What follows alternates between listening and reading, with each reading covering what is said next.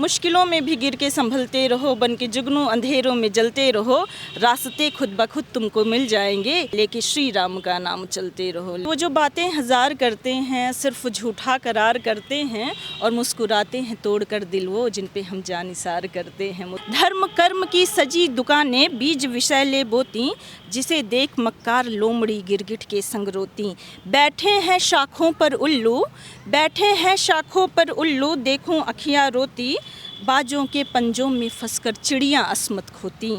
Concrete के शहर देखने में लगते शमशान, कैसे लिखूं आज मैं बोलो भारत की वो शान। झूठ के हाथ तख्त आया है, ताज सच का उछल गया देखो, इंसान कितना बदल गया देखो। नमस्ते, मैं हूं पल्लवी और आप देख रहे हैं भारत एक नई सोच। अच्छा, मैं खुद एक लड़की और महिला हूं, तो मैं जब भी किसी भी क्षेत्र में जाती हूं तो मैं महिलाओं से जुड़े और भी महिलाओं को ढूंढती हूं। कहते हैं ना कि जब आप किसी एक राह में चलते हैं तो आप अपने साथ और राही साथी ढूंढने का प्रयास करते हैं, और करना भी चाहिए। मुझे लगता है इससे और आप मोटिवेटेड फील करते हैं, या आपको ऐसा नहीं लगता कि आप अकेले कुछ काम कर रहे हैं।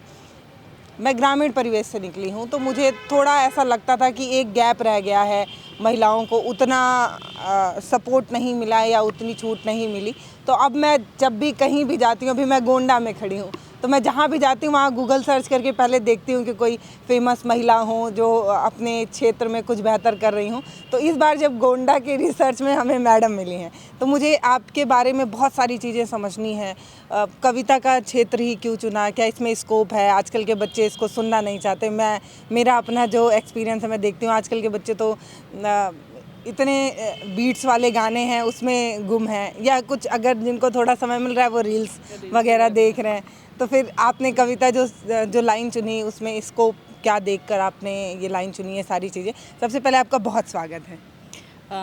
बहुत आभार, बहुत शुक्रिया पल्लवी जी आपका, आपके चैनल का, और मैं सभी को नमस्कार करती हूँ। और मुझे बहुत अच्छा लगा कि आपकी ऐसी सोच है। चलते चलते बात करेंगे। हाँ तो हाँ अच्छा बिल्कुल। लगेगा। पर एक चीज़ ये है ना, अभी आपने कहा कि आपके बारे में, तो ऐसा कुछ नहीं है पल्लवी जी, बस एक कोशिश है। इंसान सोचता है कि हमें जो है मानव का शरीर मिला है, तो हम इसको व्यर्थ ना करें, कुछ करते रहें, बस वही एक मेरा प्रयास है। हालांकि ऐसा सर्च किया तो जी उसमें ये चीज़ें आई हाँ कि आप जो है महिलाओं पे बहुत सारी कविताएं लिखते हैं, महिलाओं की एक आवाज़ बनने की कोशिश करते हैं ऐसा। असल में पल्लवी जी, हो सकता है चीज़ें कभी कभी सही जानकारी नहीं होती, पर ऐसा भी जब एक लिखने वाला सिर्फ एक भाव को पकड़ के या एक पक्ष को पकड़ के नहीं लिखता। हमारे अंदर बहुत सारी फीलिंग्स होती हैं, और वो आपको पता है, जैसे एक बुक होती है तो उसमें लेसन होते हैं, और हर लेसन अलग ही होता है, एक ही टॉपिक पे नहीं होता। तो ऐसे हमारी ज़िंदगी है, हमारी ज़िंदगी के उतार चढ़ाव हैं, बहुत सारे रंग हैं। तो एक लिखने वाला कभी एक पक्ष को पकड़ के या एक रंग पे नहीं लिखेगा। तो मेरा गीत है उसमें महिलाओं पर है, लड़कियों पे है, कि जैसे हो जाता बहुत जगह अभी भी, चूँकि हम लोग अल्ट्रा मॉडर्न टाइम पीरियड में है, उसके बावजूद भी अभी भी जो लोगों के मन में ये बातें रहती हैं कि अगर कोई महिला है, गर्भवती है, तो नहीं, मतलब हर कोई चाहेगा उससे जुड़े लोग भी कि अरे लड़का हो जाता, ऐसी चीज़ें हैं। तो मतलब ये सारी चीज़ें अभी भी बहुत पीड़ा देती हैं। मतलब जो जिस समय में थी तो शायद उस समय लोगों की मानसिकता वैसी थी, लेकिन चूंकि अब इतना समय बदल चुका है तो ये सब, हाँ, मॉडर्न युग आ गया, तो भाई अब तो आप सजग हो जाएं। तो लिखना पड़ता है, भले ही हम श्रृंगार के कवि हैं, हमें श्रृंगार लिखना है, श्रृंगार की कवित्री हैं, पर जब चीज़ें ऐसी दिखती हैं तो हम एक महिला भी हैं। हाँ, महिला भी हैं, और एक बहू भी हैं। ऐसे देखें तो समाज के उन सारे बंधनों में बंधी हुई हैं। तो वो नहीं, अभी मैं बहू नहीं हूँ, लेकिन मतलब हो भी होंगे आगे कभी चल के। अच्छा, या शादी नहीं, अभी शादी नहीं की मैंने। मुझे चीज़ें वो क्या है ना कि मैं थोड़ा ऐसे सोच रखती हूँ कि अगर आपके साथ चीज़ें हों तो बेहतर हो, अगर आप ना करें तो जिस दिन ईश्वर की कृपा होगी, सबकी दुआएं होंगी, अगर मैच मिला तो ठीक है, वरना हम तो ऐसे ही बिंद ऐसे ही ठीक है। मुझे लगता है जो आज के समय में ये सोच रखना भी एक बागी होने से कम नहीं है कि कैसे समझा रहे हैं परिवार वालों को। मतलब मेरी एज भी बहुत ज़्यादा नहीं है, लेकिन एक बड़ा प्रेशर झेलना पड़ता है इन चीज़ को लेके कि मतलब अभी नहीं करोगी, बाद में तो मिलेगा ही नहीं लड़का, फिर कैसे ज़िंदगी काटोगी, ये एक प्रेशर झेलना पड़ता है। कोई कविता सुनूंगी आपकी, फिर बातचीत आगे बढ़ाएंगे। अच्छा, तो ठीक है, मैं सुनाती हूँ। पहले तो मैं, चूँकि आप हमारे जो है अवध प्रांत में आई हुई हैं, और अवध प्रांत में रह के हम बात कर रहे हैं, और जो भी है तो वो कहीं ना कहीं प्रभु की कृपा और माँ बाप की और बाकी सबकी दुआएं होती हैं। तो मैं ईश्वर पे ही 4 पंक्तियाँ कहती हूँ प्रभु श्री राम के चरणों में कि मुश्किलों में भी गिर के संभलते रहो, मुश्किलों में भी गिर के संभलते रहो, बन के जुगनू अंधेरों में जलते रहो, मुश्किलों में भी गिर के संभलते रहो, बन के जुगनू अंधेरों में जलते रहो, रास्ते खुद ब खुद तुमको मिल जाएंगे, रास्ते खुद ब खुद तुमको मिल जाएंगे, लेके श्री राम का नाम चलते रहो, लेके श्री राम का नाम चलते रहो। और बाकी तो मैं मूलतः श्रृंगार लिखती हूँ, तो सुनिएगा कि वो जो बातें हज़ार करते हैं, वो जो बातें हज़ार करते हैं, सिर्फ झूठा करार करते हैं, वो जो बातें हज़ार करते हैं। आप भी एक जो है लड़की हैं तो आप जानती होंगी, और वैसे भी बहुत सारे, कोई ज़रूरी नहीं लड़कियों से ही लोग झूठे वादे करते हैं, बहुत सारे लोग होते हैं, बहुत सारे नाते होते हैं। तो सुनिएगा कि वो जो बातें हज़ार करते हैं, सिर्फ झूठा करार करते हैं, और मुस्कुराते हैं तोड़कर दिल वो जिन पे हम जानिसार करते हैं, मुस्कुराते हैं तोड़कर दिल वो जिन पे हम जानिसार करते हैं। तो ये आपकी स्वरचित है या जैसे मैं ईमानदारी से बता रही हूँ, ये बात मैं बोलना नहीं चाहती हूँ लेकिन मैं बोल देती हूँ अमूमन, जैसे हम लोगों को भी कभी कभी ऐसे मन होता है कि कोई हमारी एक फ़ोटो है जिस पे हमें सोशल मीडिया पे पोस्ट करना है, तो हम गूगल से सर्च करते हैं, कोई अच्छी शायरी उठाते हैं, पता नहीं होता वो किसी ने लिखी है, हम उसको वहाँ उठाते कॉपी करते पेस्ट मारते हैं, और कई बार तो ये भी लिख देते हैं स्वरचित। तो ये आपकी अपनी रचित? नहीं, तो जैसे वैसे तो पब्लिक किसी को नहीं छोड़ती है, शायद आपने भी कभी किसी और में स्वरचित लिखा होगा तो बड़ी मतलब खींचतान हुई होगी, कमेंट्स हुए होंगे ऐसे टिप्पणी वगैरह। लेकिन चूंकि हम लोग जब अपने नाम के आगे कवि या कवित्री लगाते हैं तो उसमें आपकी पूरी मौलिकता होनी चाहिए। तो हम लोग को ये चीज़ हमारा कर्तव्य होता है कि हम स्वरचित ही, और फिर ये कवियों के साथ जुड़ा है। जैसे आप वैसे अगर कहीं गुनगुना रहे हैं, पढ़ रहे हैं तो कोई बात नहीं, लेकिन जब हम जो है अपने नाम से कविताएं छपवाते हैं, मंचों पे पढ़ते ये सब, तो स्वरचित, और अगर हम किसी और की पढ़ रहे हैं तो हमें किसी का उदाहरण दे रहे हैं तो बाकायदा सम्मान के साथ सामने वाले का नाम के साथ ही हम कर सकते हैं। बाकी आपको स्वरचित ही पढ़ना होता है। तो क्या क्या देते हैं? तो वहाँ पे आप अज्ञात लिख सकते हैं कि या किसी व्यक्ति द्वारा लिखी गई, या किसी व्यक्ति द्वारा, या अज्ञात है, या मुझे नाम नहीं, जो भी आप उस तरीके से आप सम्मान के साथ कोट कर सकते हैं। तो वो भी जब आपके भाव मैच कर रहे हो कि भाई हम अपनी पंक्तियाँ पढ़ रहे हैं और वैसा ही किसी और ने कहा है उसी विषय पे, वैसा ही नहीं उसी विषय पे, जैसे हम किसी महिला की बात कर रहे हैं तो अगर किसी सम्मानित व्यक्ति ने कहा है तो सम्मान के साथ हम अगले के नाम के साथ। बाकी तो आप पढ़ते हैं तो आपको अपना ही पढ़ना होता है, क्योंकि आप पहले लिखते हैं फिर उसको आप मंचों पे पढ़ते हैं, तो पहले पढ़ने के पहले लिखना होता है। सम्मानों से आपको सम्मानित भी किया गया है, जितना मैं जानती हूँ महादेवी वर्मा जी के एक सम्मान से आपको सम्मानित किया, और भी बहुत से ऐसे सम्मान हैं। तो ये क्या बचपन से ऐसे कविता वाले फील्ड में आना था, या ज़िंदगी का एक कोई मोड़ आया और आपने सोचा कि अपने मन की भावनाओं को कागज़ पे पिरोएंगे, ऐसा कुछ? मैं बता दूं आपको, असल में चीज़ें अचानक कभी कुछ भी नहीं होता। मतलब क्या, अगर आप कविता लिख रहे हैं, या आप गाना गा रहे हैं, या आप डांस कर रहे हैं, या आप पढ़ने के बहुत शौकीन हैं, तो कोई चीज़ ऐसे अचानक से हवा में नहीं होती, उसके पीछे एक बहुत लंबा प्रयास और बहुत समय होता है। तो वो चीज़ें कहीं ना कहीं आपको बचपन से ही आपके अंदर होती हैं, चाहे वो ऐसा आपको माहौल मिलता है, या कोई ऐसा चीज़ आपकी ज़िंदगी में ऐसा होता है कि जो है वो चीज़, उस चीज़ को आप ग्रहण कर लेते हैं। लेकिन अगर हम ये कहें कि नहीं अचानक से अभी हमने एक मंच किया और जस्ट उसके पहले हमने कवि बनने का सोच लिया, तो ऐसा कुछ नहीं होता। क्योंकि मैं साहित्य की विद्यार्थी रही हूँ, तो हमेशा से भाई साहित्य वाले कविताएं पढ़ते हैं, उपन्यास पढ़ते हैं, बहुत सारी चीज़ों को, तो वो कहीं ना कहीं आ जाता है आपके मन में कि हाँ हमें भी ऐसा लिखना पढ़ना है। जो मतलब जिसको बनना होता है वो बहुत पहले उसके अंदर उसका बीज कहीं ना कहीं पनप जाता है।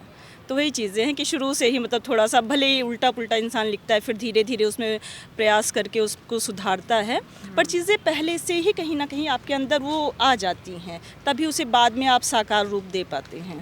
अगर मैं आपसे आपका परिचय जानना चाहूँ कि आप अपने आप को कैसे देखती हैं, क्या समझती हैं, अगर आपसे बोला जाए कि आप अपने शब्दों में अपने बारे में कुछ बताइए जिससे दर्शक आपको समझ पाएँ, पहचान पाए, जुड़ाव महसूस कर सकें, तो उसको क्या बोलेंगे, कैसे बोलेंगे आप? क्योंकि मैं नहीं सोचती कि मैं कोई कवित्री हूँ, बस ये है कि एक कोशिश होती है, एक प्रयास होता है कुछ करने का, कि हमें भी लगे कि हमारा जीवन सफल हो रहा है या हमारा जीवन सफल होगा इस तरीके से। थोड़ा सा वही डेली के उससे हटके कि हमने मतलब हम बड़े हुए, हमने नौकरी की या हमने कमाया तो खाया, आपको उससे नौकरी हंसते। वगैरह करने का मन नहीं होता है? नहीं, ऐसा मतलब मुझे बिल्कुल आज तक बिल्कुल भी नहीं समझ में आया, या तो अब इसको अन्यथा नहीं लीजिएगा, बस मैं सच में समझ नहीं पाती हूँ ये बात कि हम धीरे धीरे इतना मॉडर्न होते जा रहे हैं। आप ये जितने यूथ हैं इनमें से किसी से भी पूछिए, कोर्स की बुक तो बड़ी मुश्किल से पढ़ लेते हैं, इसके अलावा किसी और बुक के बारे में पूछिए, बहुत कम मैं देख रही हूँ कि बच्चे जो है किसी अलग तरीके की कोई नॉवेल्स ले आ रहे हैं, कोई उपन्यास ला रहे हैं। कहानियाँ तो तब भी थोड़ी मोड़ी पढ़ लें, कविताओं में तो मैं देखती हूँ एकदम ही नहीं। 2-4 लाइन अगर हम कहीं से लिख भी रहे हैं तो वो पक्का कहीं से कॉपी किया हुआ है। तो ऐसे मतलब ऐसे वाले समाज में या फिर ऐसे भागती हुई मॉडर्न दुनिया में कविता की तरफ कैसे मतलब आपने सोचा होगा कि ये मोड़ लेते हैं, या इसमें तो मुझे लगता है कि मैं जितना समझ पाती हूँ इसमें बहुत सिक्योर वो भी नहीं है, मतलब ऐसा मुझे समझ आता है ऐसा कुछ। नहीं, पहली बात तो ये चीज़ मैं आपको बता दूं कि नौकरी कोई ज़रूरी नहीं है। जितने भी हमारे जानने वाले कवि कवित्रियां हैं, सब कहीं ना कहीं अपना नौकरी कर रही हैं, कुछ ना कुछ कर रहे हैं। ऐसा नहीं है कि इसको कविता को जीविका का साधन बना रखा हो। मैंने खुद ने बीएड किया हुआ है और मैं जो है बराबर जितनी भी वैकेंसीज आती हैं मैं अप्लाई करती रहती हूँ, अपना जो है तैयारी करती रहती हूँ। और अलग से भी जैसे कोचिंग संस्थान है, ये सब मैं पढ़ाती रहती हूँ। तो ऐसा कुछ नहीं कि हम लोग नौकरी नहीं करते। नहीं, मैं पूछ रही हूँ कि क्या ये मतलब सिक्योर लाइफ हो सकती है क्या? ये मतलब ये कविता पाठ या ये सारी चीज़ें बहुत सिक्योर होती हैं ज़िंदगी में, कम से कम 2 रोटी लाने जितना सिक्योर है क्या ये? मैं आपको यहाँ एक चीज़ बता देती हूँ कि जैसे दुनिया में और भी क्षेत्र हैं, बहुत सारे डॉक्टर हैं, बहुत सारे इंजीनियर्स हैं, टीचर्स हैं, लेकिन सबकी जो कमाई का स्तर है वो अलग है। कोई डॉक्टर बहुत बड़ा डॉक्टर एमबीबीएस बन गया और कोई छोटे लेवल पे अपना क्लिनिक चला रहा है, तो ऐसे इसमें भी है। कोई कवि हैं कि वो उनको रोज़ मंच मिल रहे हैं, वो बहुत बड़े स्तर पे हैं, तो उनका जो है जीविका इसी पे चल जाती है, बल्कि मतलब बहुत अच्छा लाइफ स्टाइल है। और कुछ हैं जिनको कम, तो उस हिसाब से अपना अपना मुझे ये लगता है कि कहीं ना कहीं आपका जो है आपकी अपनी मेहनत है या आपका अपना डेडिकेशन है, वो चीज़ों को फिर उस हिसाब से आपके साथ कर देता है। और बहुत सारी चीज़ें ग्लैमर पाने के लिए भी नहीं होती हैं, आत्मसंतुष्टि के लिए भी हाँ, होती हैं। वो हर इंसान का, हर व्यक्ति का अपना अपना अलग व्यक्तिगत है कि कौन किस लिए जुड़ा है, किस चीज़ से, है ना, और किसको कितने स्तर पे जाके संतुष्टि मिलती है। हम अगर हमको जितना मंच मिल रहा है उसमें संतुष्ट हैं तो ठीक है, अगर नहीं संतुष्ट है तो इंसान और ज़्यादा मेहनत करेगा कि हमें और बड़े स्तर पे जाना है। ये सब एकदम हर क्षेत्र में, इसी में नहीं, हर क्षेत्र में अपना व्यक्तिगत होता है। अच्छा, है ना? एक कविता और सुननी चाहूँगी मैं, कोई अगर कोई। सुनिएगा, तो मैं श्री कृष्ण के चरणों में पंक्तियाँ समर्पित करती हूँ, क्योंकि मैं मूलतः श्रृंगार लिखती हूँ और पूरे संपूर्ण विश्व को श्रृंगार का पाठ पढ़ाया है कृष्ण जी ने। कि खोजती दिन रात तुझको है कहाँ अपना पता दे, खोजती दिन रात तुझको है कहाँ अपना पता दे, राधिका कान्हा से बोली प्रेम कितना है बता दे। और सांवरी की बात सुनकर, बावरी की बात सुनकर सांवरे मुस्का के बोले, है अमर ये प्रेम अपना तू ज़माने को बता दे, है अमर ये प्रेम अपना। तो ये शायरी है या कविता है? कविताएं तो बड़ी लंबी लंबी होती हैं, मैं तो देखती हूँ 2-2, 3-3, 4-4 पन्ने में होती है। नहीं आप तो बड़ा छोटे में समेट रही हैं। नहीं, लंबी कविताएं हमारे पास भी हैं, चूँकि ये कोई काव्य का मंच नहीं है, आप इंटरव्यू ले रही हैं, हमें पता है आपको बहुत सारी बातें जानना है, तो उस हिसाब से हम ऐसे मतलब सुना दे रहे हैं। और कविताएं होती हैं मतलब लंबी छोटी सब तरीके की होती हैं, आपने भी पुस्तकों में पढ़ा होगा। तो दोहे आपके जो है 4 ही चरण होते हैं दोहे में, और वो 2 ही देखने में सिर्फ 2 लाइन में आ जाती है। उसके बाद आप बड़े बड़े छंद उठा लीजिए तो उसमें बहुत सारी मतलब कि 1-1 पेज 2-2 पेज निकल जाते हैं। खंड काव्य ले लीजिए, महाकाव्य तो पूरी पुस्तकें एक विषय पे हो जाती हैं। तो ऐसा कुछ नहीं है, ये विधान होता है और इसका कुछ व्याकरण होता है, तो इसको हम ये नहीं कह सकते कि और आता सब काव्य में ही है। तो ये विधाएं होती हैं, या हम ये नहीं कहेंगे कि 2 लाइन या इतने लाइन का, जो जिसका जो व्याकरण है वो उतने लाइन में समा जाता है। तो पढ़ाई लिखाई आपकी कैसे रही, कैसे कवि की तरफ आप मुड़ी, और फिर अभी ये जो संघर्ष वाली ज़िंदगी है या ये जो अभी तक जो पड़ाव आपने हासिल किया है, इसको कैसे देखती हैं? फिर मुझे बार बार ये लगता है कि मुझे ये नहीं आज तक समझ में आया कि हासिल करना, मुझे लगता है ज़िंदगी को सिर्फ जीना होता है। अगर हम बार बार मंजिल ही सोचेंगे तो फिर वो जो हमारा खूबसूरत सा रास्ता होता है ना, फिर वो कहीं खो जाएगा। मैं तो बस मैं ऐसे इंसान हूँ ना कि फक्कड़ सी अपना आज में हम अपना जी रहे हैं, क्योंकि कल किसने देखा। अभी हम आपसे यहाँ से बात करके जा रहे हैं, कब क्या किसके साथ हो जाए कोई नहीं जानता। पता चले मंजिल हमको 10 साल बाद मिलनी है तो फिर कैसे, 10 साल हमारी आगे उम्र ही ना हो तो हम क्या करेंगे। तो हम आज में भरपूर जी लें। तो इसलिए आप जो बात करें वो रियलिस्टिक फील नहीं हो रहा है मुझे, मतलब आज के समाज के लिए। मतलब जैसे मैं चाहूँगी एक बार कैमरा घुमा के आप दिखा भी सकते हैं। आप जिस इलाके में है ना मैडम, ये दिल्ली नहीं है और ना ये बॉम्बे है, ये है अभी भी मतलब मैं ये कहूँ कि ग्रामीण जैसा फील आता है। ये टाउन एरिया है। यहाँ पर आप एक लड़की खड़े होकर मुझसे बोल रही हैं कि मैं फक्कड़ हूँ, मुझे फ़र्क नहीं पड़ता, मैं मंजिलों की चिंता नहीं करती, मैं रास्तों में चलना चाहती हूँ, जीना चाहती हूँ। एक लड़की इतना खुल के बोल रही है, कैसे संभव है? एक बार माइक हमारे तरफ कीजिए, हम आपको बताते हैं। आप देख रही हैं ना कि इस जो आप बोल रही हैं कि हमारा, पहली बात तो आप ये हटा दीजिए कि किसी के परिधान से और किसी के सोच से, किसी की जगह नहीं, सोसाइटी की बात नहीं, मैं एक एग्जांपल दे रही, किसी की जगह से कि वो किस सोसाइटी से और उसका यहाँ का जो सोसाइटी है, इसमें जो सोसाइटी बसता है वो क्या है, इसमें बहुत बड़ा अंतर है। एक बॉम्बे में रहने वाला, मतलब जो मेट्रोपॉलिटन सिटीज़ है उसमें रहने वाला, और एक छोटी सी जगह में, कभी कभी दोनों को खड़ा कीजिए ना तो आपको लगता है ये जो छोटी सी जगह में रह रहा है ना, ये कहीं बहुत आगे है दिमाग से, और एक जो मेट्रोपॉलिटन सिटी में रह रहा है वो कहीं पीछे है। नहीं, गलत सोसाइटी में जो छूट की बात कर रही हूँ, जैसे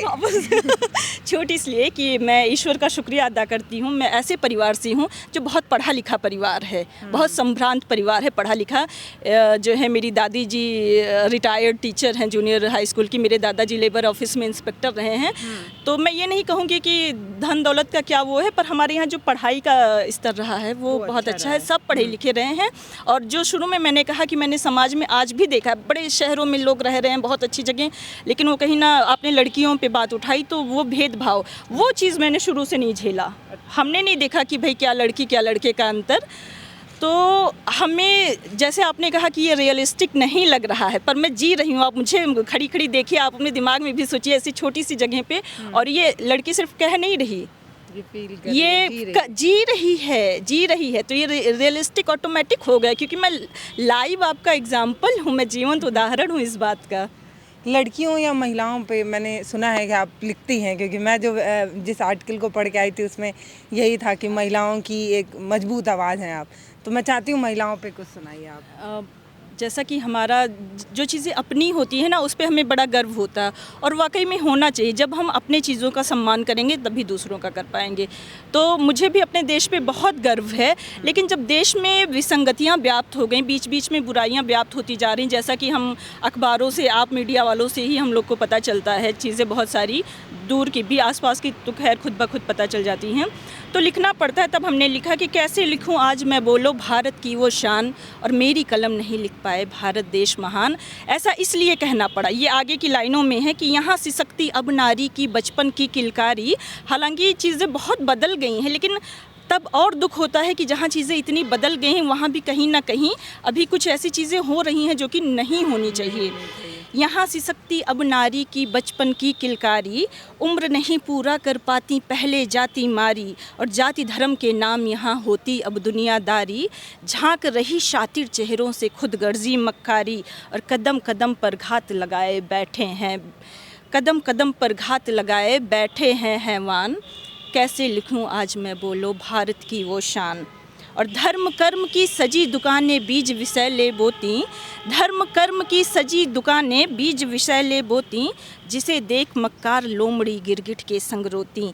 बैठे हैं शाखों पर उल्लू, बैठे हैं शाखों पर उल्लू, देखूं अखियाँ रोती, बाजों के पंजों में फंसकर चिड़ियाँ अस्मत खोती।